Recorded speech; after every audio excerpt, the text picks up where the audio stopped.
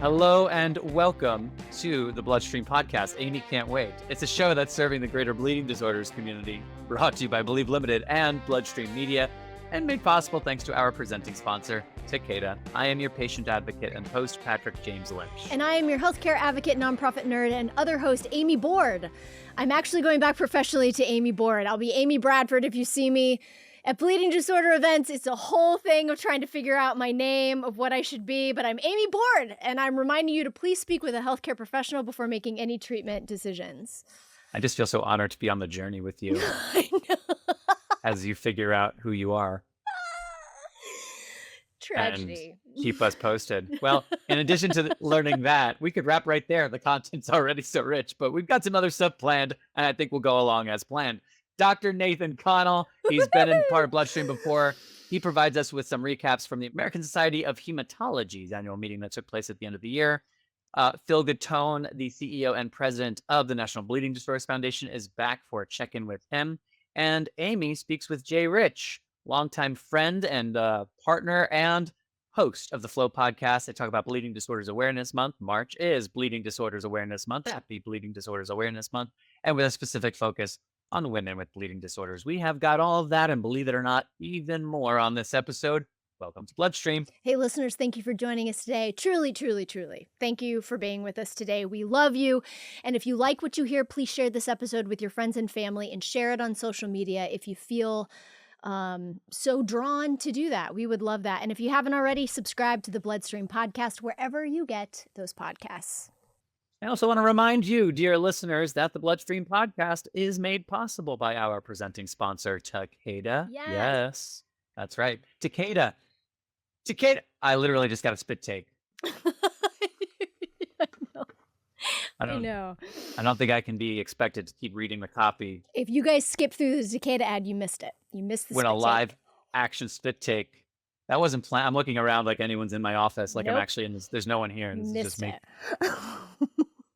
Takeda's got this website, bleedingdisorders.com, where you can learn all about Takeda's commitment to and resources for the bleeding disorders community. Takeda, Amy Board, believes in a world free of bleeds. Isn't that nice? It is. And they are dedicated, more than ever actually, in their efforts to offer a wide range of programs and support to help patients throughout their treatment journey, wherever on that journey they may be. Just like sometimes you have one name and then you have a different name and then you have the first name again. Life's full of journeys, but you can learn more by simply visiting bleedingdisorders.com. Takeda had it. Once they were Baxter, then they were Baxalta, then they were Baxalta, now part of Shire. I'm looking at fake people again. Then Shire became part of Takeda, and now it's just Shire. So it's really like we're all in this together. One more time, bleedingdisorders.com. And for their founding and ongoing support of the Bloodstream podcast, I would just like to say thanks, Takeda. Thank you, Takeda. So I had a disturbing Saturday night, and I didn't want to start the podcast on that tone, but I was about to say, I was like, dang. I'm hanging out, being relaxed, Right. not doing work stuff, Right. and then all of a sudden I get a text from Key, our producer, Yep. and I see Amy's on the text, and I immediately know this is a work thing. Mm-hmm. And suddenly, my wonderful Saturday night got so much better because you know what Keith was texting us about? Dr. Guy Young from the Hemophilia Treatment Center at the Children's Hospital of Los Angeles was featured during the Los Angeles Kings NHL game on Saturday night because CHLA, as it turns out, is a big partner of the Kings. So there he was on TV talking all about hemophilia. Yeah, he was talking about hemophilia and gene therapy. Dr. Guy Young. That's a win. That's a big win. So That's a huge win. It's actually a fantastic thing that happened on Saturday night. Did not see that one coming. To quote Vivian, I did not see that coming. And all of a sudden, Dr. Young, there he is, talking to Kings fans about hemophilia. So go Dr. Guy Young. Oh my And gosh. if you notice in your area any sort of local television or opportunity, a news story that puts bleeding disorders in the light, please do let mailbag at bloodstreammedia.com know or ping Amy or I on one of the socials. Because if it weren't for Keith watching the Kings game in real time, we would have never even known that had I mean, maybe it would have come back around to us at some point, but it just made me aware we probably miss these kinds of things more often than we don't. So community out there, let us know when these things happen so that we can give them a little extra oomph on Bloodstream. That was oomph. That was a little like a legitimate oomph. Thank you. I did a vocal warm up.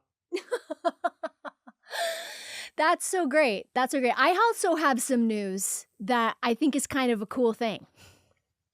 Okay, more news from Amy. Yeah, and I just have to give a shout out to community advocate legend Dawn Rodolini. Those of you who don't know Dawn Rodolini, just because you haven't crossed paths with Dawn Rodolini, she's fantastic. She's a COO of the National Bleeding Disorders Foundation, has been in the community forever. She is a mom. She has mild hemophilia. Her son also has hemophilia, and she gave me this little clip that I thought was so fantastic and so fascinating. As we know, the current administration in the White House is, really pushing back on DEI initiatives and just, Really? we're not going to get into politics here, but that is something, a bullet point that's coming out of this administration. And out of all of the pharmaceutical companies, and I just think this is so fascinating, out of all of them, only 4 came back and said, here's the deal. We are not going to stop our clinical trials that are focused on DEI. So it's not even their office practices. It's we want to continue to have clinical trials based on our entire population. There were 4 companies that came out and said this, and 2 of them are in our hemophilia space. Sanofi and Genentech were a part of the 4 companies, as well as Bristol Myers Squibb and Eli Lilly. And I just thought that was Wow. so cool that of all of the companies, 2 of them are 2 of our, predominant leaders in the hemophilia space. And I just think it's really cool because, Hmm. again, regardless of politics, when it comes to clinical trials, we are advocating for access to all. It's a huge topic. And really, truly, if we don't have diversity in our clinical trials, then we don't know how our drugs work across our diverse spectrum. And that is so Right. important to science, and just hats off to them for just like standing firm and tall and proud. Wow, I'm so glad you mentioned that. Would you also share a little more about Washington Days? Because you were in Washington for the National Bleeding Disorders Foundation organized big Mhm. advocacy event in DC just last week. So anything that you want to that's a great takeaway. I'm sure there are more. Washington Days, for those of you who've been in the community for a long time, and those of you that are maybe new to the community, Washington Sure. Days is our one day where the entire community comes together to federally advocate for bleeding disorders awareness. And we had over 400 people there, which I thought was fantastic. And something that I forget all the time is that there are very few funding dollars to get constituents, to get communities there to Washington Days, and the majority of those folks are there on their own dime. Or chapters pay for folks to go through, or it's, kind of a half situation. So that is how important our community feels that it is to show up. And it was, as always, really important and really great. Well, that's absolutely tremendous and a perfect bridge into the first segment, which is with Phil Gattone, our president and CEO of the National Bleeding Disorders Foundation, who spoke with me just a couple of days ago on the heels of his experience at Washington Days. So he shares a bit about that and a whole lot more. That'll be followed by the segment with Nathan Connell. But let's first listen to Phil. All right, I am joined by my friend Phil Gattone, President and CEO of the National Bleeding Disorders Foundation. How you doing today, Phil? Great to see you, Patrick. Great to be with you. Likewise. So we've been doing these check-ins here periodically. I want to hop right in, make the most of our time together. A couple of things that I wanted to talk with you about. First and foremost, it's March 10th, the day that we're recording this, immediately on the heels of Washington Days. You and I spoke about Washington Days quite a bit when we first met. Washington Days last year, if I recall, was one of the first big events of your tenure in this role and in this community. So tell me, from your perspective, what was this year's Washington Days like? Well, what a difference a year makes. Really, I have to say, having spent my first year learning and really participating in as many activities as I was able, coming back to Washington Days after a year of service was just so enriching, so heartwarming. It was so wonderful to be with over 400 individuals who were advocating for reform, for support for our community. And this was people living with bleeding disorders, care partners, corporate partners, medical professionals, volunteers, board leaders. It was a family reunion that I now felt like I was part of, and had a great time. We spent so much time planning for this event, planning for this week, and to watch it come together was really gratifying. And, I appreciate that it literally just took place, so you don't have too much benefit from hindsight quite yet. But any top takeaways or particular surprises? Many takeaways and lots of wonderful things that I can share with you and your viewers and listeners. It was a really productive visit to the Hill. We had I think 49 states represented, so we were able to visit representatives from across the country, and we had three top priorities that we were really looking to engage our legislators with, and one was just helping to ensure that funding for NIH, for CDC, and for HRSA, which is the Health Resource Services Administration, which oversees the maternal and child health grant, which has a lot to do with the 340B legislation that allows our HTCs to do what they do and helps empower our community to get the best care that they can through the HTC network. And that was a priority that we shared across the board. And there was widespread support from bipartisan legislators. They understand broadly, even in the current environment, that these things are critical investments in our society and need to be preserved. And secondly, and a really exciting thing that just happened is we were working on this Help Copays Act. And you may know that last time around, it almost got through, but it didn't quite get through. And if something doesn't quite get through, you have to start back at the beginning again. And that's a hard thing to do with the new Congress, but that's what we did. And the day before we went to the Hill, Senate Bill 864 dropped. So it was an official piece of legislation that we were going for on the Hill, which was terrific.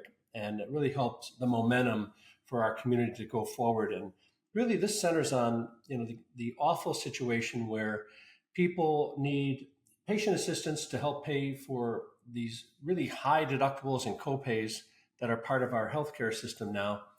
And they get the help for those, copays and for those deductibles.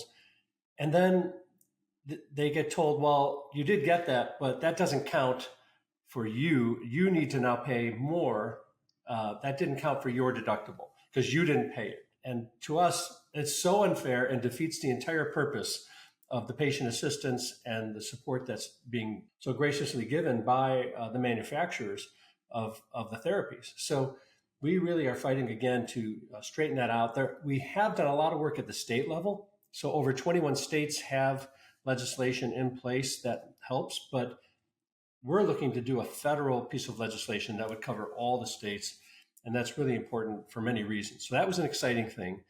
We also fought for the idea of keeping the funding levels strong, especially with Medicaid, because as many know, 30 to 35% of our community uses Medicaid as their insurance.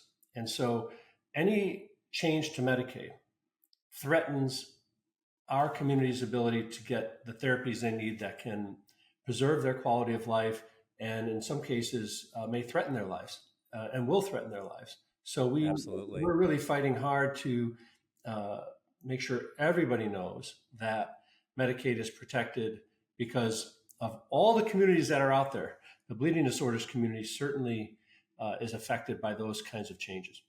So that was kind of a summary overview. Those three things were government entities that, helping keep the funding strong for NIH, looking at the Help Copays Act and getting that approved and through, and then protecting Medicaid. Those are really the three keys. And Patrick, I have to tell you, the families walking into those offices with the families, their children are with them. They're bringing their infusion kits with them. They're telling their stories.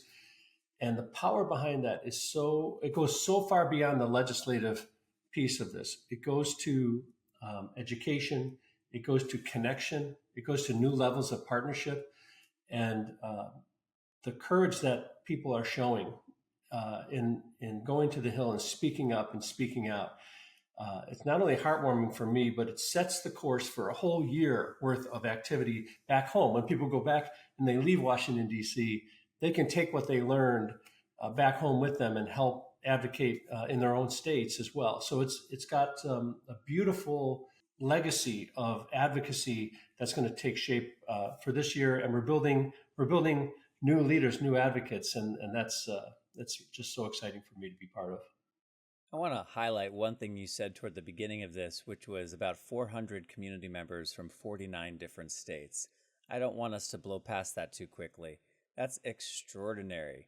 And NBDF, to its credit, has had excellent participation in Washington Days now for many years. This is one of the silver linings, so to speak, the byproducts of going through an era of the contaminated blood, when advocacy and pushing for policy and blood safety and security and watchdog organizations, part of the benefit of all of that foundational work that this legacy of giants has left behind is things like Washington Days. It is not easy to get 400 members of our community together to gather in Washington Days in the middle of the week with work and school and in March. This is not easy. But it has become, I don't want it to be something we take for granted, Phil. I think that's why I feel the need to underscore it, because when I talk with other rare disease communities that are trying to get 15, 20, 30, 40 people together to make their case, and we're getting 400, we can never lose sight of the value of that level of organization and advocacy. So I'm very encouraged to hear that in 2025, all things considered, there was such robust turnout. Thank you for saying that. I couldn't agree more, and it's really a credit to all the parties in play. It's this is not an individual sport. This is a team sport, and so when you think about Right. the staff at NBDF, leading this, Nathan Schaefer and Matt and Bill and the whole advocacy, public policy, and access team, but also all of the staff gets involved. We had almost every member of our board of directors attended Washington Days this year, which was fantastic. And Fantastic. in addition to that, we had our supporters, our funders, to this.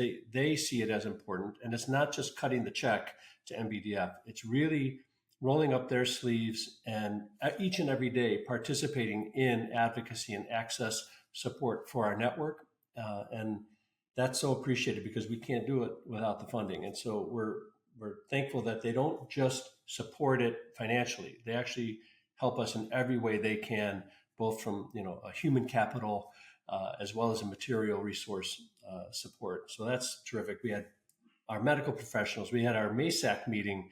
Our medical and scientific advisory committee met on Friday all day, and they're all committed to seeing new therapies come forward in a time frame that matters to families. And under the leadership of Dr. Amy Dunn, I do have to tell you one really awesome thing that happened that I think you'll get a kick Please. out of. We all know that bleeding disorders has not only taken lives, but has shortened lives for many years. The life expectancy was always shorter than a typical life expectancy. And as we started to bring new therapies forward, that has changed somewhat. And for the first time ever, MASAC has announced that they have established I'm going to say it wrong because it was originally called one thing, now it's changed, a longevity working group. So it was really called the geriatric working group to start. But the point is, the longevity working group, for the first time, we're addressing issues that relate to aging and how we can address people that may have cardiovascular disease or dementia or other things that come typically with living a longer life. And for many decades, this was not even brought forward because it wasn't applicable to our community. And because of all the progress and because of all the success of the advocates in our community, we're able to bring forward this new working group because we're living longer lives as a community. That's really tremendous. And thank you for sharing that. I hadn't heard about that. We have seen such great progress in von Willebrand disease specifically as well over the course of the last several months from a drug discovery and investigational point of view. There was a recent story about the first patient dosed with an investigational sub-Q therapy that's being explored by a company called HEMAB. There was also recent information about Star Therapeutics and the work that they're doing in investigational von Willebrand disease, and then a company like Hemosaven that is preclinical trial but is working on an oral therapeutic, aka a pill, to control bleeding. Well, that too has implications for people with von Willebrand disease. So, Phil, I'm aware that on the heels of having a multinational guideline for von Willebrand disease treatment and management created just in the past couple of years, what a big step forward that was. We see more investigational therapies moving along, companies engaging with the community as they prepare to quote unquote show up, so to speak. I'm curious from a high level, what are your thoughts on where we are specifically as it relates to patients with von Willebrand disease right now? Well, this is perhaps the most exciting piece of our expansion in our community outreach. As you know, we changed our name from National Hemophilia Foundation to the National Bleeding Disorders Foundation, and there were many factors into that decision. And we never want to lose sight that it was the hemophilia community that has anchored this movement and will be the anchor of this movement. This is the community that drove forward all the change that made life better for people. So the hemophilia community is the anchor and the special pillar of our community. But we wanted to expand and open our arms to more people with bleeding disorders. And von Willebrand disease was just a perfect synergy for us to do that. And we've been able to support many more families as a result. And our investment in new therapies and research is one example of that. Our Pathway to Cures venture philanthropy fund is looking into new therapies that would help people with von Willebrand disease. And then also in a specific subset within VWD and bleeding disorders generally, women and girls and people with the potential to menstruate have been kind of dismissed.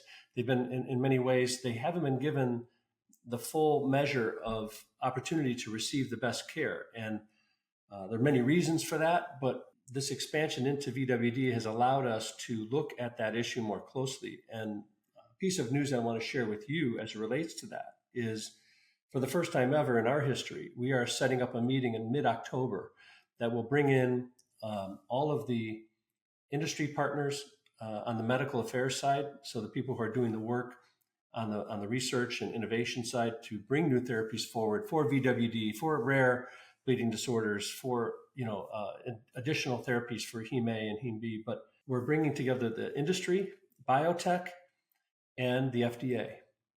We're bringing them all to the table. Wow. Hosted by NBDF.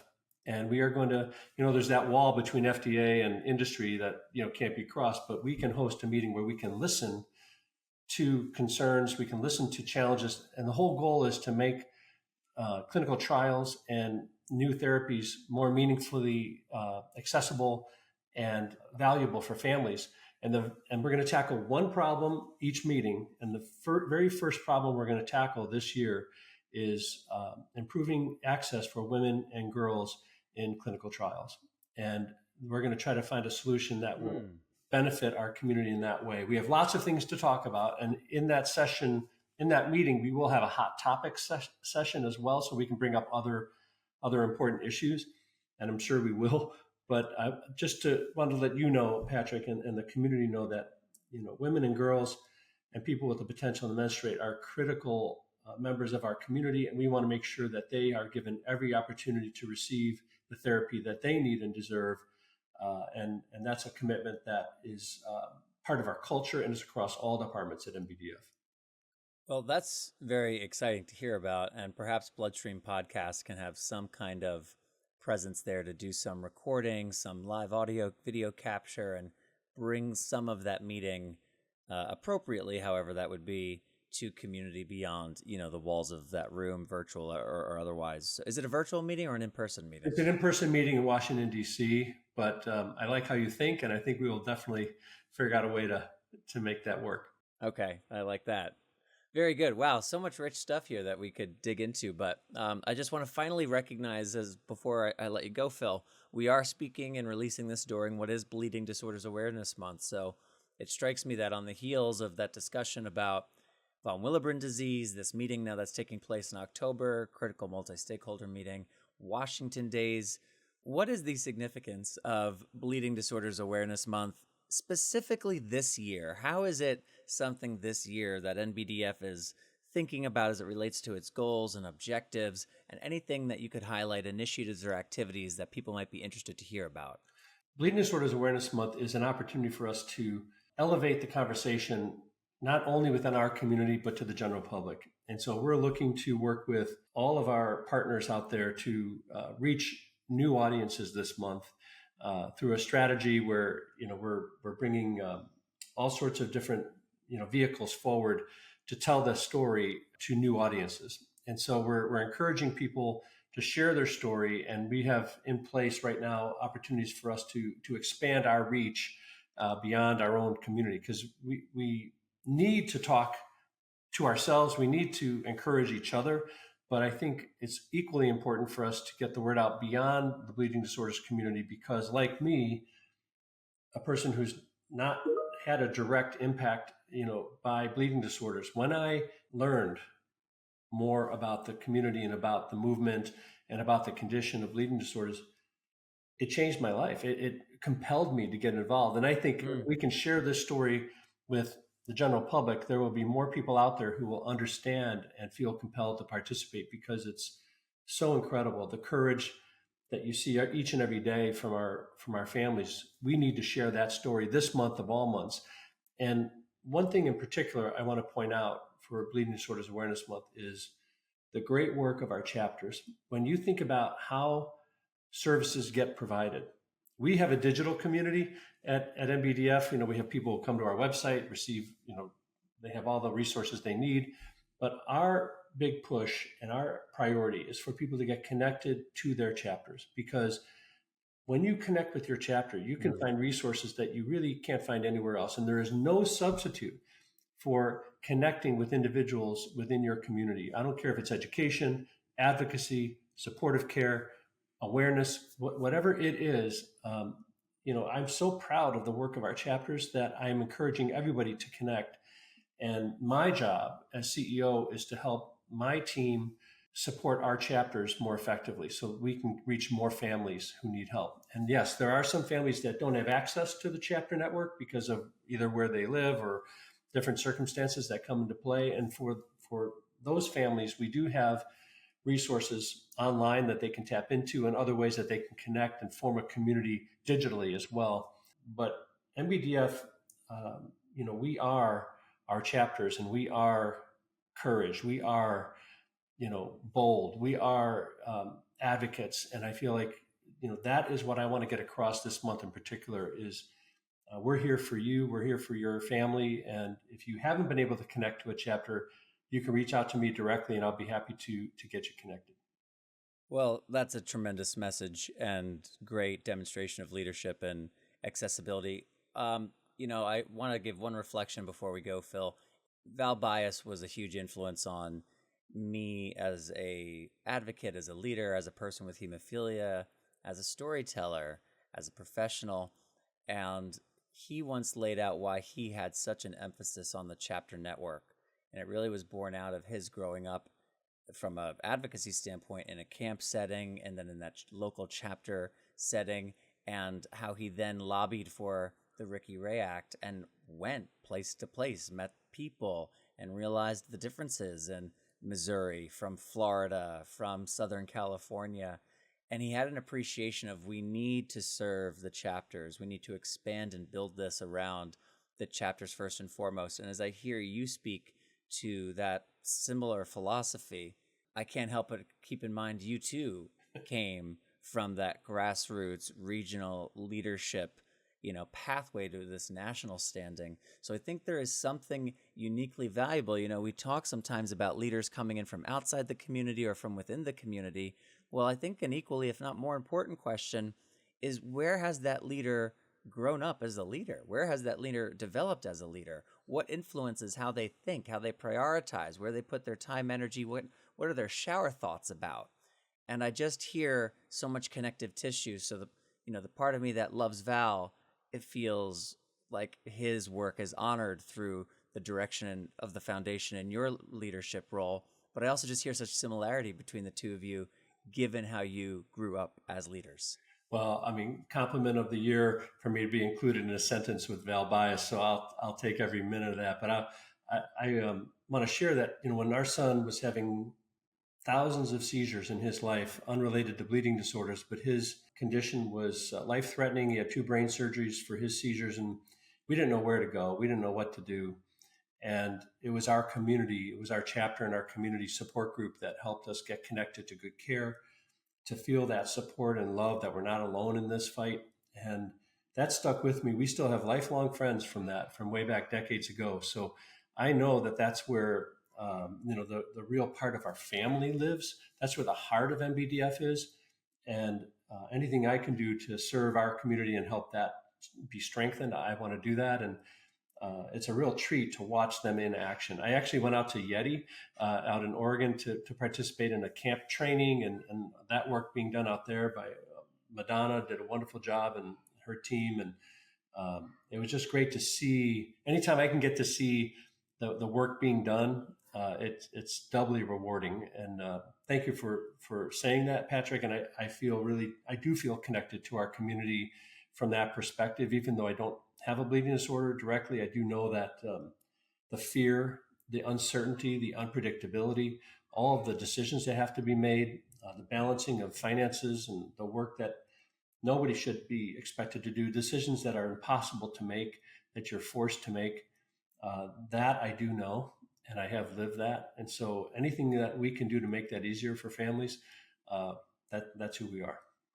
Phil Gattone, President and CEO of the National Bleeding Disorders Foundation. I kept you a little long, so thanks for hanging in there with me. And we will do this again next month. Looking forward to that as well.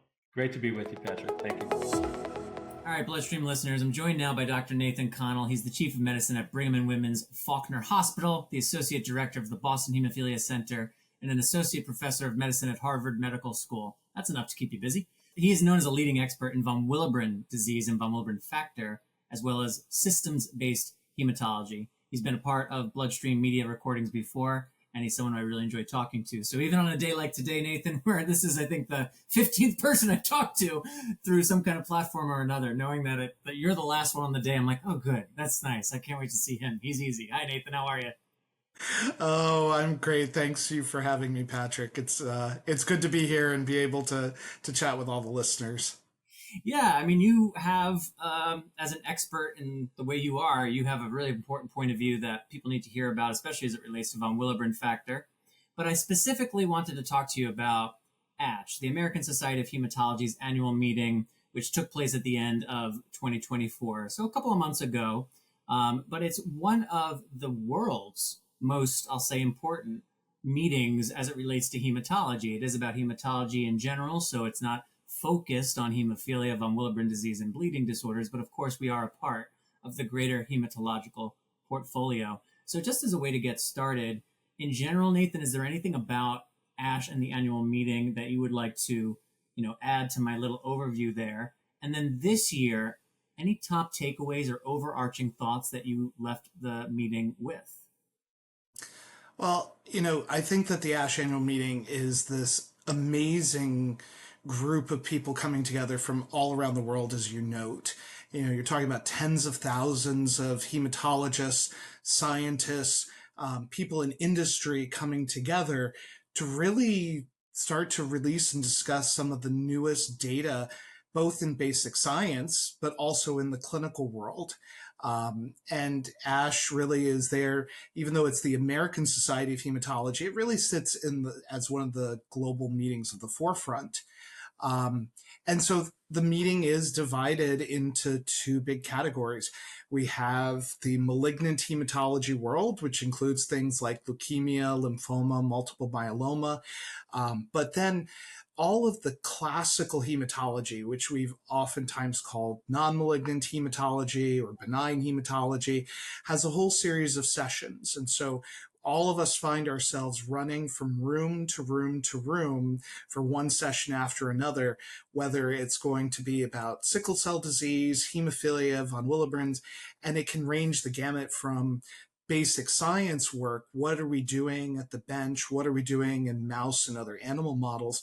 all the way to clinical trials, data from clinical studies that are going to be going to the FDA, and then thinking about the epidemiology, trials in progress, and really starting to also understand what we're doing on the global hematology stage.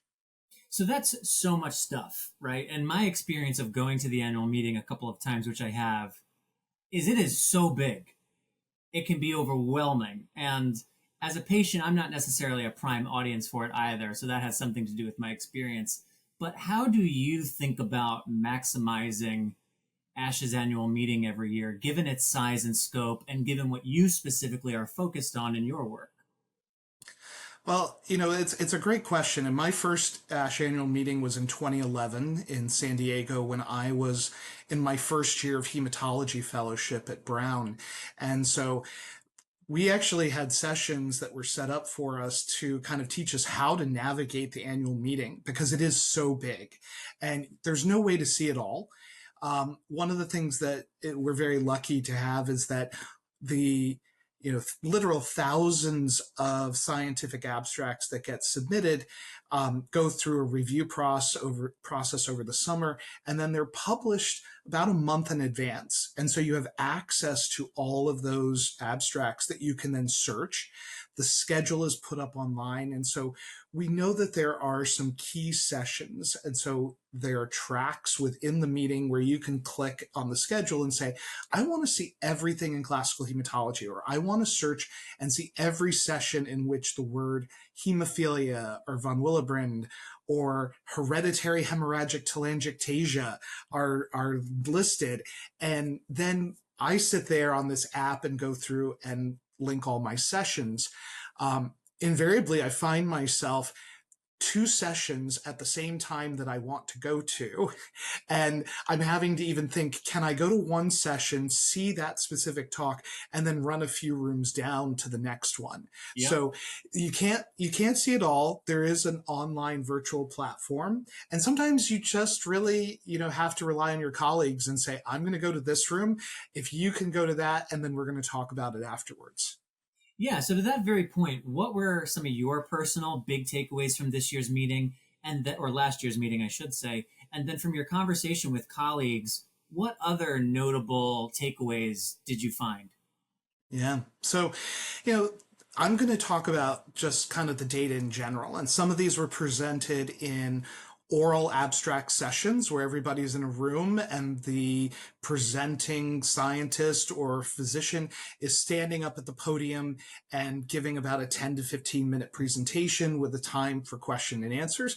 Sometimes these are posters. And so they're poster sessions at the end of every day where everybody walks around. And so there are a couple of really, really great ones that you can't fit everything into an oral session. So there's some great science in the posters as well.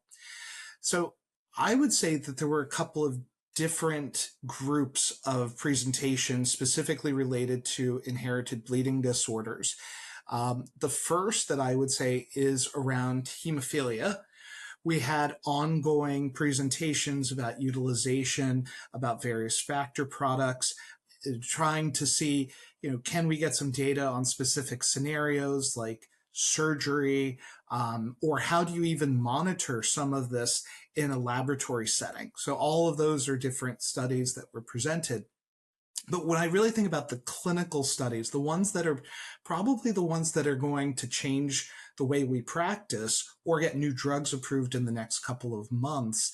So we had data on FNS to octacog alpha, commonly known as Altuviiio.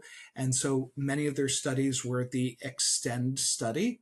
And then so they did an extension study watching people that had already gone through the clinical trial and seeing how they did. And it's called Extended.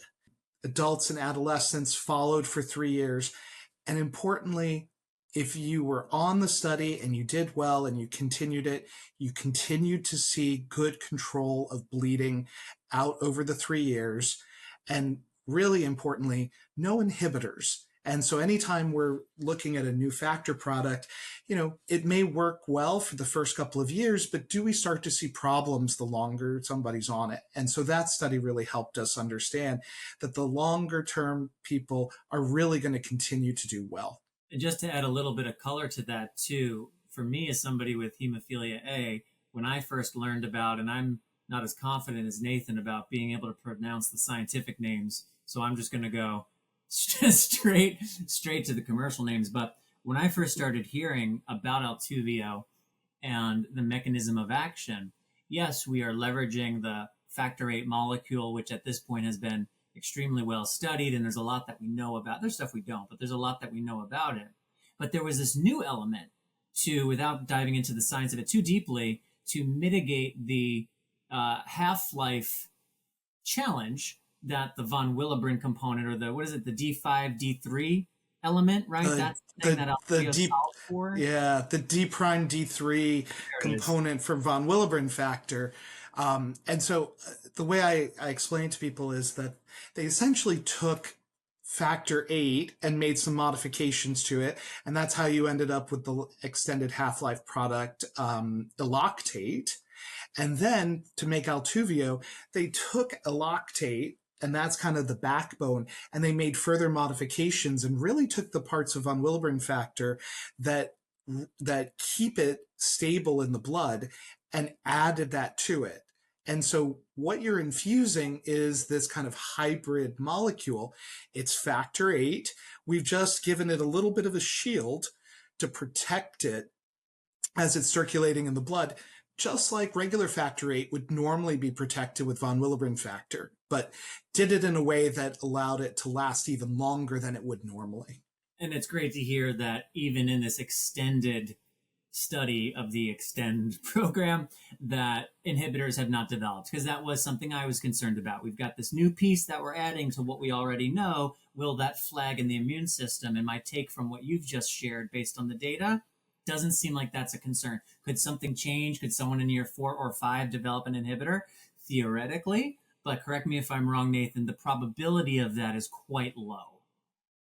That's what we think. And most people, their risk of inhibitors are when they're young and they're first being exposed to any sort of factor VIII. And so it's really in those 20 to 30 exposure days. And that typically happens in kids or adolescents. But theoretically, anytime you introduce something new, the risk is there. But fortunately, the immune system is pretty good at tolerating these things when we've made these small tweaks and adjustments. And great to hear the data support that. So is there another takeaway of similar prominence in your mind or those of colleagues you've spoken of with respect to the population we're speaking to today?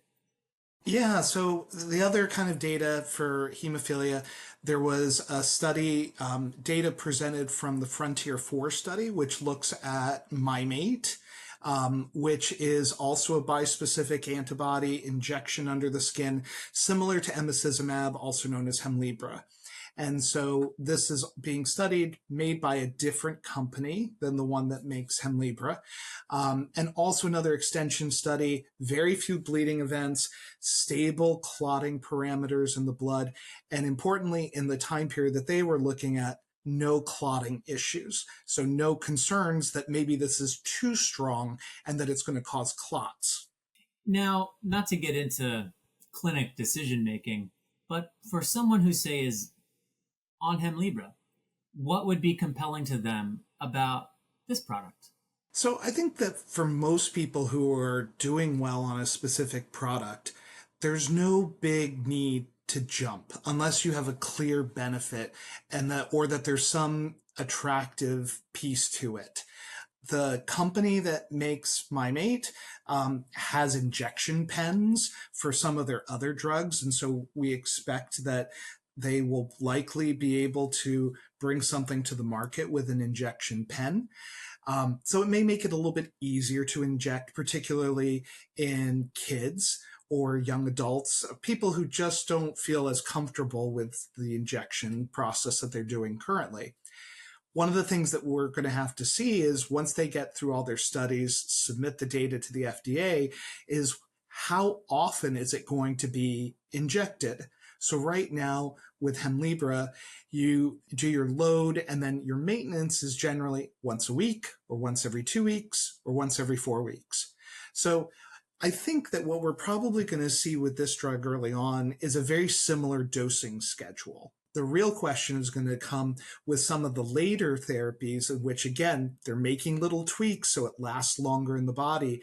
Could we get to something that is once a month, once every 3 months, once every 6 months?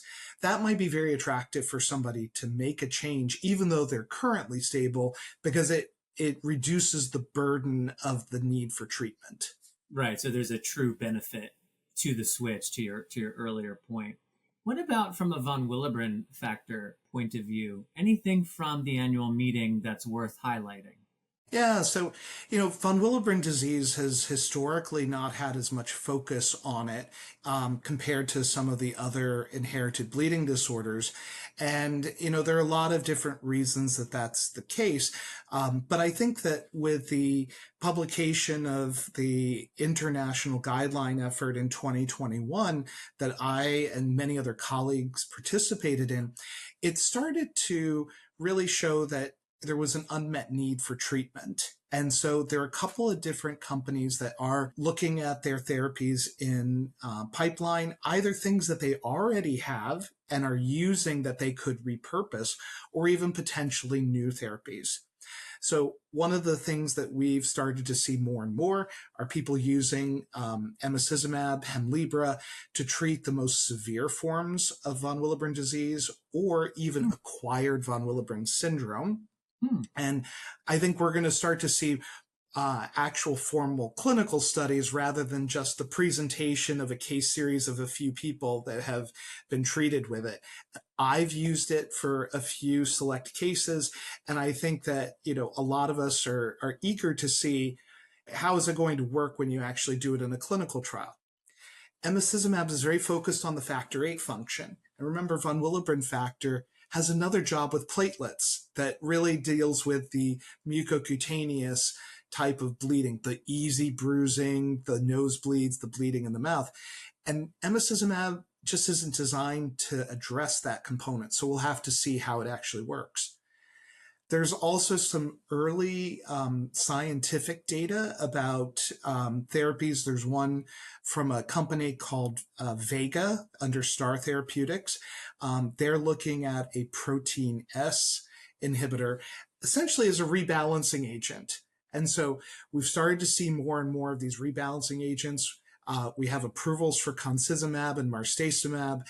We had data presented at the meeting about ongoing studies, further showing efficacy and safety.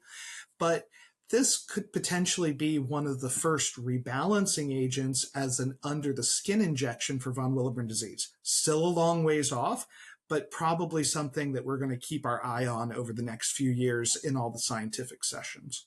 And this is a scientific meeting, so perhaps this question is a little misdirected, but I'm biased by recent conversations for the Global Hemophilia Report, which Nathan has been on as well, about health equity. And interestingly, we chose health equity as a point of focus in Q1 2025 before equity as a word in America became vilified.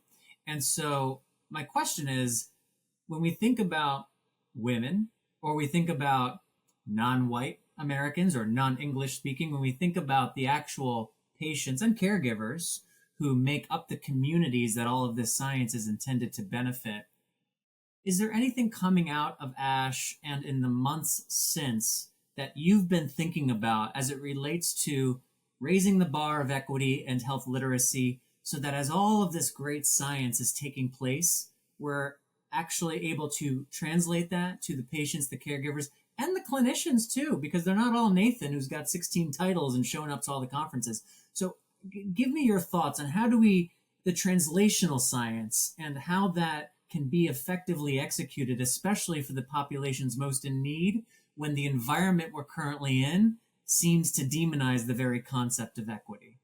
What a great question. And you could probably do an entire hour-long session just on that, in our community. But thank you for saying that. I think there are a lot of us in the scientific community, and particularly those of us that work in the bleeding disorder space, who have watched over time our community, experience the discrimination and bias that comes from, not knowing, and from people who just don't understand what's going on. We saw that when we were all at the Bleeding Disorders Conference in the fall, and we got to hear from Ryan White's mother, Jean White, talking about what her son went through. And now it's hard to think that that would be the experience of people living with hemophilia. But we know that people with other blood disorders are experiencing that in different places here in the United States and around the world. So I think that, just even talking about it is really important. And, we say the acronym DEI, but really maybe we should just be saying the entire phrase: diversity, equity, and inclusion. And so I think it's harder to say we shouldn't be doing it when we're actually saying these words that really, really do make sense when you think about it. So how do I kind of approach it? Well, the ASH annual meeting did a very nice job of thinking about this. There's actually a diversity, equity, and inclusion committee of the American Society of Hematology that sponsored a number of events. We had a standing room only session for the LGBT plus community for a breakfast. They unfortunately had to turn people away because they filled up the capacity in the room. And hopefully next year, that means we're going to get a bigger room. We also had a specific session on trans health.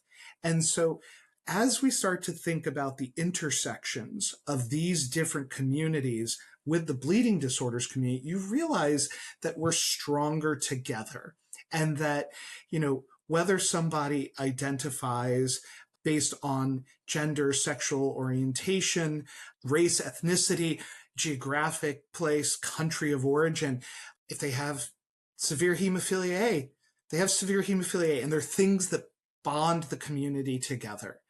Now, we've started to do a lot of work in this space around women with bleeding disorders, women, girls, and those with the potential to menstruate, thinking about, we haven't traditionally thought about that population in the bleeding disorders clinical trials. And now you have a core outcome set that's been published that came out of some work by various groups to really say, these are the core outcomes. If you're going to do a clinical trial in von Willebrand disease, you need to have a discussion around heavy menstrual bleeding, because it is a prominent feature of the disease in a subgroup of the overall population. And unless we actually talk about it, unless we actually study it, it's hard for us to then say, well, whatever I have and, a study that I did, and this is what works in Patrick James Lynch, how do I know that that's what's going to work in a woman of color who may have different levels? Len Valentino said a couple of years ago at one of the big meetings, we've traditionally done clinical trials in white men with the assumption that everything, if it works in a white man, is going to work in everybody in the population. And we've started to realize that our traditional labels of things like mild, moderate, and severe hemophilia may not apply to those assigned female at birth. The levels may not correlate as well. You may see much more bleeding at 30 and 40% than you may in somebody else. How do we actually test for that? Are the tests accurate? So a lot of that is out there right now. People are starting to study it. And ASH had a whole series of health equity talks. They had a health equity studio where people were presenting their work and this intersection. So you could take something from, say, sickle cell disease and think about, okay, how could I apply this in the bleeding disorders space? How could I apply this to somebody with a different type of bone marrow disorder?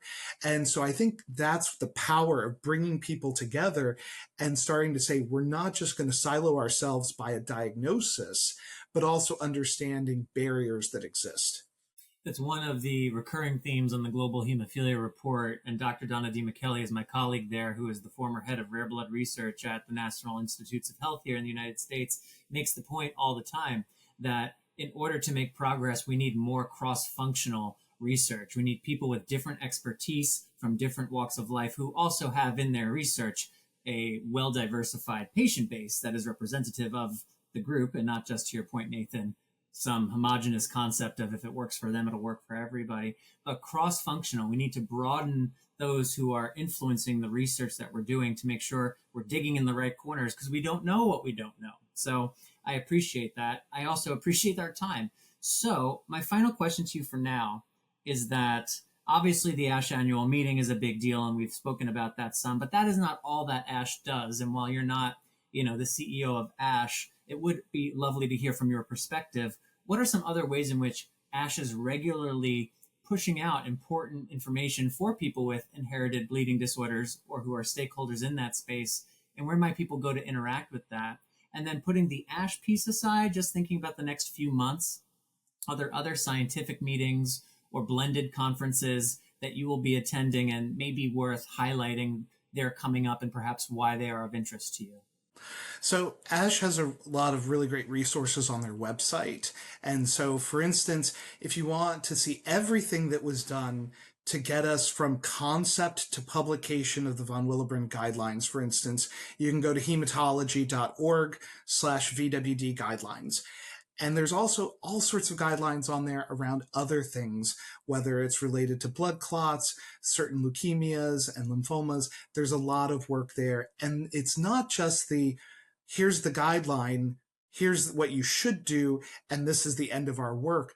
There's a whole focus on implementation. How do you disseminate that information, teaching sheets around all of this?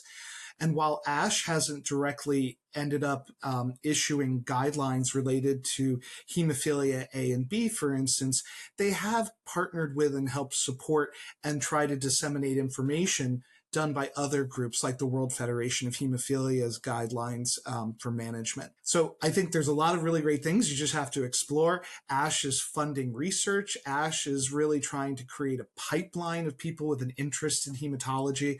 And you can also get involved with advocacy efforts. ASH is going to Capitol Hill, and they asked us just today to start reaching out to our elected representatives to give them our thoughts on various aspects of the federal budget.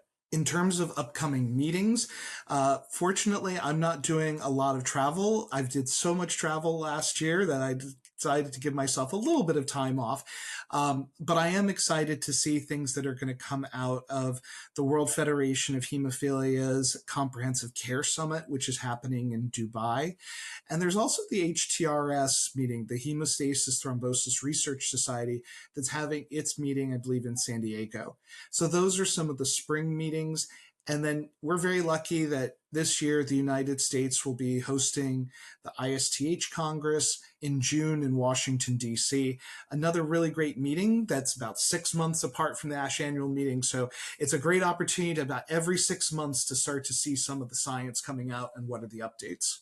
And maybe that would be a great landmark for us to next speak with you sometime between ISTH and the BDC for some takeaways and maybe thinking, what does this mean going into the BDC? How might this influence certain people's questions or sessions you may like to attend or speakers you want to make sure to engage with based on updates, readouts, and other things from ISTH. So let's do that. Let's check back in after ISTH's meeting and we'll do another one of these.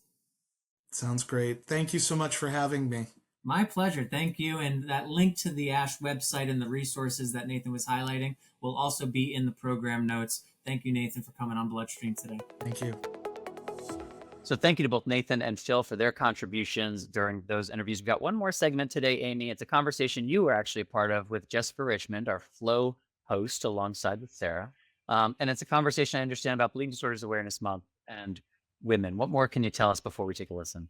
Yep, so it is Bleeding Disorders Awareness Month, and on Bloodstream, we thought, what are we doing if we're not raising awareness for women who have bleeding disorders? So I wanted to sit down with Jessica Richmond. She is the co-host of the Flow podcast, and we get to ask each other some questions about what we have learned being so close to this community, being advocates in this community about women with bleeding disorders and how we can get the word out that women bleed too.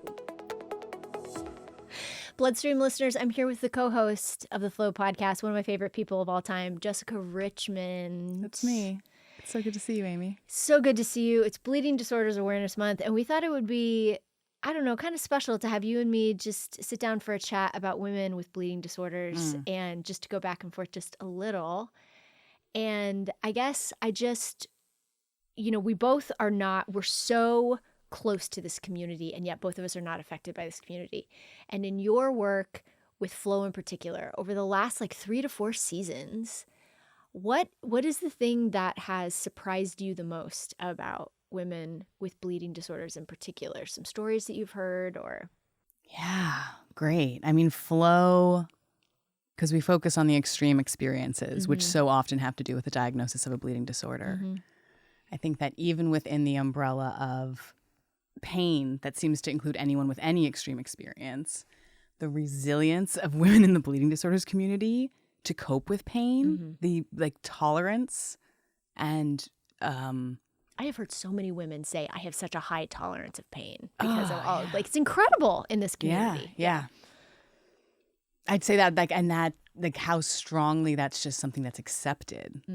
That's the newer thing, is to say maybe it doesn't have to be so painful.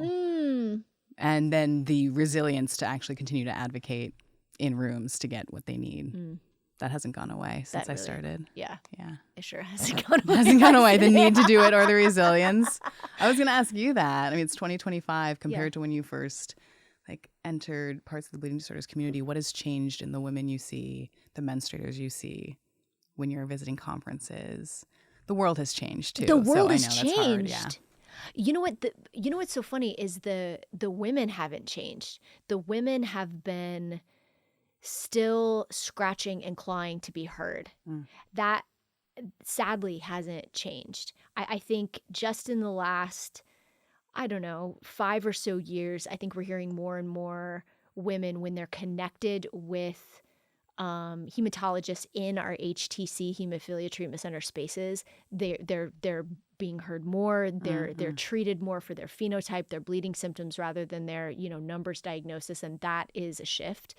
But they still have this, this feeling of I still have to fight and claw so much to be treated and heard.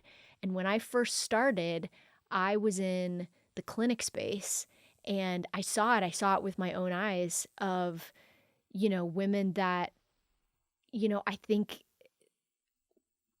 we all thought they wanted attention. Who's we? What do you mean? Clinicians. And I was in that room. Thought women wanted attention. Yeah. And, are they really bleeding like that? Do they really have a joint bleed? And, their brothers would come in and they, instantly get treated. And with a girl, you have to prove your bleeding symptoms. How does, I remember there was a family, 5 kids, 5, 6 kids, and all of them had a bleeding disorder of some type. And the boys had, classic severe hemophilia. And the girl, the middle girl, her mother was convinced she was having a joint bleed. I don't remember where it was. And you couldn't get clotting factor for that child. And, it was just, well, let's ice it. Let's do all these things. Let's blah, blah, blah, blah, blah. And you couldn't just do a thing. And I mean, it's just completely changed now. So it's the women haven't changed per se. Yeah. But I think slowly the system is starting to realize the gaps in care, the gaps in treatment, the gaps in, diagnostic testing and clinical trials. We don't have any data of how these particular drugs work for women. Is it easier, do you think, now for a woman to attempt to get a diagnosis of hemophilia in order to get factor? 100% if they are connected to the right physician. It's all about the right hematologist and physician. And if the hematologist in the HTC that they eventually get to is connected to the larger community, because they all talk, these hematologists are chatty all the time. And if you're connected to that group of people and treaters, they have shifted. They have legitimately shifted, and they're doing everything they can to try to figure it out. And they really do. I want to say that they really, really have. They've really shifted. But what I've seen is that if you don't know, if you're not connected to that HCC, it's very hard to try to get in. There does seem to be more access points than maybe 10 years ago. 100%. Those more access points are showing 100%. up, and partially in digital spaces, but 100%. partially the great work that Believe does to do outreach in communities and connect the dots for people and to people. 100%. That's been doing the And you're a thing. part of that. Flo, Straight Talk for Extreme Periods. High five. Yeah. Good for us. Well, thank you, Jessica and Amy. Thank you for that conversation. Yeah. Again, thanks to Nathan and Phil for their contributions to today's episode as well. Listeners, thank you. It's really dumb to do this if you weren't listening. And thank you to our presenting sponsor, Takeda, theleadingdisorders.com, for more in case you missed that earlier. We could not produce this show without your support, and we are grateful for it. Thank you, Takeda. So, all right, then, Bordeaux. I like that I have the freedom to say that again. Our I next know. episode comes out March 28th. What can listeners expect to hear? Well, we've got HFA CEO Dan Kelsey on to share what we can see and expect from HFA. The symposium is coming up in April, so we're so excited to have Dan back on and to share all that he's been working on and what we can expect for symposium this year. Yeah, that was a good conversation that we just had. So I can vouch for it. It's worth a listen. And with that, that is all, folks, for this episode. But be sure to subscribe to the Bloodstream Podcast wherever you listen if you haven't already, to have the next episode delivered to you the moment it goes live. And if y'all would like to reach out to us, please email us at mailbag@bloodstreammedia.com. You can inquire about casting opportunities or sharing your story. We've actually had several people reach out to us for segments on this podcast, and we're so excited that you guys have been kind of involved in the curation of what you want to hear as a community. So reach out to us at mailbag@bloodstreammedia.com, or you can find us on social media, all of the things. And folks, just before I sign off, there's one last thing I want to recognize. Ken Baxter, a community member, a staunch advocate, and someone whose story deserves to be told as well, recently passed away as news made its way around the community. There's a little something that I've been working on the side, just a little something on the side that I've been working in honor of Ken. And I suppose this is my way of letting you know that we're going to be publishing that, pushing that out here in the coming weeks. But before we signed off, it just occurred to me to say, Ken Baxter, love you, man. Miss you already. And thank you for everything that you did. With that, I am your host, Patrick James Lynch. And I'm your other host, Amy Board. And until next time, take self-care of yourselves. Bye, everybody. Bye-bye.